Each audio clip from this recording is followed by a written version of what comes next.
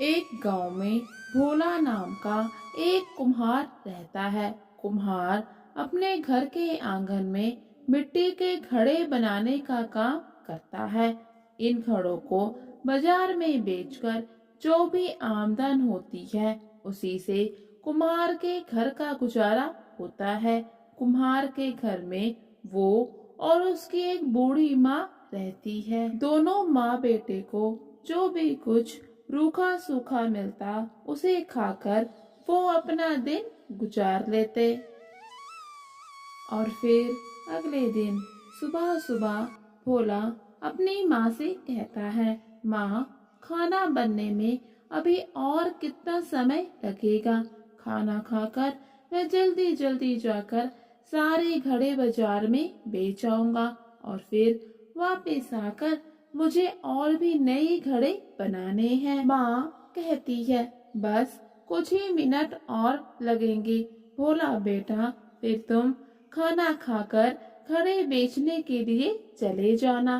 तुम्हारे आने तक मैं मिट्टी तैयार रखूंगी तो तुम्हें थोड़ी सी मदद हो जाएगी। और फिर भोला खाना खाकर अपने सभी घड़े लेकर बाजार की तरफ निकल पड़ता है। लेकिन बाजार में भोला को अपने किसी भी घड़े का उचित दाम नहीं मिलता। अगर भोला 20 रुपए कहता तो उसे सिर्फ अपने घड़े के 10 ही रुपए मिलते। इस तरह भोला अपने सभी घड़ों को बेचकर वापस आ रहा होता है। आते समय वो मन ही मन सोचता है कि उसके सभी घड़े बिक गए, लेकिन किसी भी घड़े का उचित दाम उसे नहीं मिला। ऐसे में उसके घर का गुजारा कैसे होगा। वैसे भी उसकी माँ भी अब बहुत बूढ़ी हो चुकी है। अपनी माँ को भी तो वक्त की रोटी के सिवा और कोई भी सुख वो नहीं दे पाया। ये सभी बातें भोला को बहुत परेशान करती हैं। भोला अभी ये सभी बातें सोच ही रहा था कि उसकी नजर सामने खड़ी एक बहुत ही सुंदर कन्या पर पड़ती है।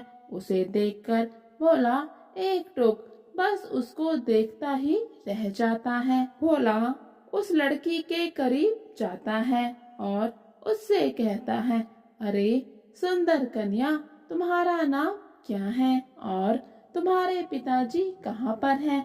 मुझे उनसे मिलना है। और फिर भोला लड़की के पिता से मिलकर उनसे सारी बात कह देता है कि वो उनकी बेटी से शादी करना चाहता है। इस पर लड़की के पिताजी पूछते हैं, अच्छा तो तुम मेरी बेटी से शादी करना चाहते हो? अच्छा फिर ये बताओ कि तुम काम क्या करते हो और कितना कमा लेते हो? भोला बताता है कि वो एक गरीब कुम्हार है, मिट्टी के घड़े बनाने का काम करता है, इसी से उसके घर का गुजारा होता है। ये बात सुनकर लड़की के पिताजी कहते हैं, अच्छा तो तुम एक कुम्हार हो, ऐसा करो तुम मुझे 10,000 रुपए कमाकर मेरे हाथ में रख दो, तो फिर मैं अपनी बेटी की शादी तुमसे करवा दूंगा।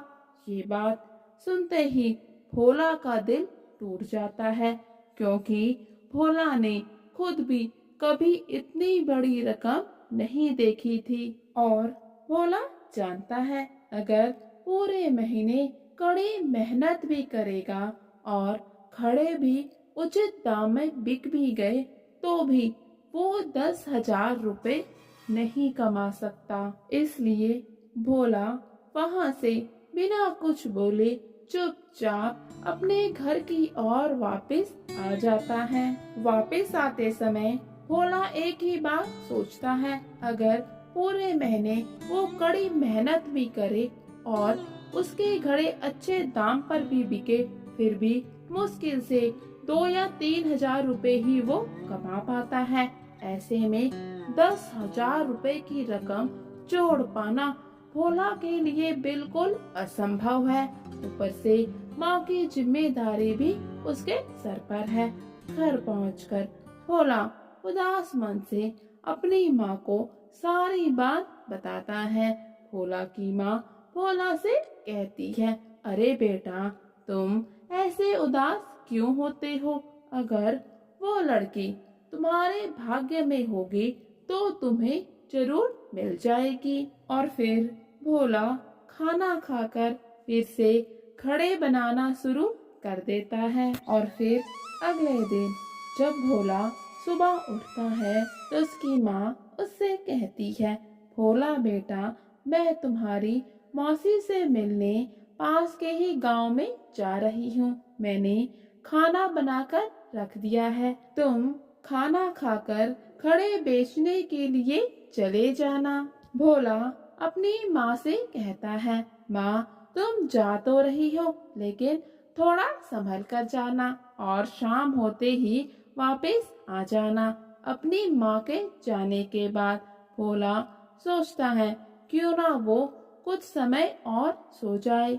फिर वो जल्दी से उठकर खाना खाकर घड़े बेचने के लिए चला जाएगा और भोला फिर से सो जाता है। दोबारा सोने के कारण भोला बहुत ही गहरी नींद में चला जाता है। इतने में बाहर बहुत जोरों की बारिश होती है जिसमें भोला के सभी घड़े भीग जाते हैं और फिर भीगने के कारण घड़े खराब हो जाते हैं। बरसात खत्म होने के बाद जब भोला देखता है कि सभी घड़े बारिश में खराब हो चुके हैं तो भोला बहुत ही उदास होता है। इतने में भोला की माँ भी वापस आ जाती है। माँ को देखते ही भोला माँ से कहता है, माँ देखो ना, सभी घड़े बारिश में खराब हो गए। अब मैं बाजार जाकर क्या बेचूंगा? भोला की माँ कहती है, बेटा, मैं भी इसमें क्या कहूँ, ये भगवान भी हमेशा गरीबों की ही परीक्षा लेता है। तुम उदास मत हो, फिर से मेहनत करो, फिर से घड़े बनाओ और उन्हें ले जाकर बाजार में बेचना।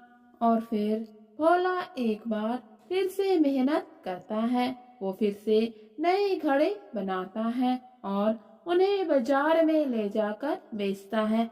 लेकिन इस बार भी भोला को अपने किसी भी घड़े का उचित दाम नहीं मिलता। और फिर रात के समय जब भोला अपने घर के बाहर बैठा होता है तो वहां से एक बुजुर्ग आदमी गुजरता है। बुजुर्ग आदमी भोला से खाने के लिए खाना मांगता है।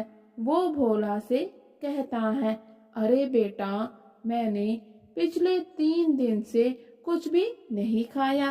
अगर तुम्हारे पास थोड़ा सा भी खाना है तो मुझे दे दो, बड़ी कृपा होगी। भोला को भी बुजुर्ग आदमी पर दया आ जाती है और वो खाना लाकर बुजुर्ग आदमी को दे देता है। और फिर बूढ़ा आदमी खाना खाने के बाद बहुत ही खुश होता है।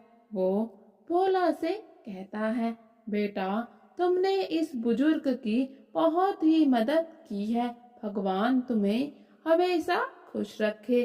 भोला बुजुर्ग आदमी से कहता है, अरे बाबा, इतनी रात में आप कहाँ जाएंगे?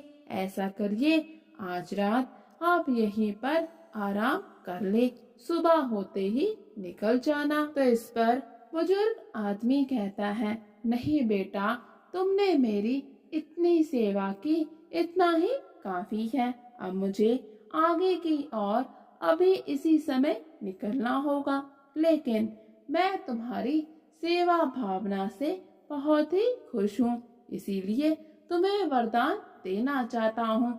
मांगो, क्या मांगते हो? तो इस पर भोला कहता है, अरे बाबा, मुझे आपसे कुछ भी नहीं चाहिए। अगर फिर भी आप देना ही चाहते हैं तो मुझे आशीर्वाद दीजिए कि मैं अपनी माँ की हर इच्छा पूरी कर सकूं। बुजुर्ग आदमी भोला को आशीर्वाद देते हैं कि तुम्हारी माँ की हर इच्छा पूरी हो और वहाँ से चले जाते हैं। और फिर अगले दिन भोला फिर से घड़े बनाने में जुट जाता है। भोला जब घड़े बना रहा होता है तो उसकी माँ देखती है कि सभी घड़े पहले से कुछ अलग दिख रहे हैं।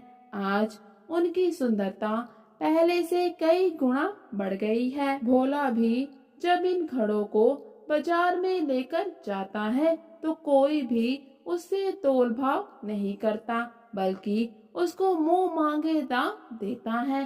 भोला के सभी घड़े बहुत ही अच्छे दामों में बिक जाते हैं। जब वो घर वापस आता है और अपनी माँ को सारी बात बताता है तो उसकी माँ भी उसे बताती है कि उसके जाने के बाद उसे अपने घर में ये सोने से भरा घड़ा मिला है। दोनों माँ बेटे समझ जाते हैं कि ये सब उस बूढ़े बाबा की कृपा है।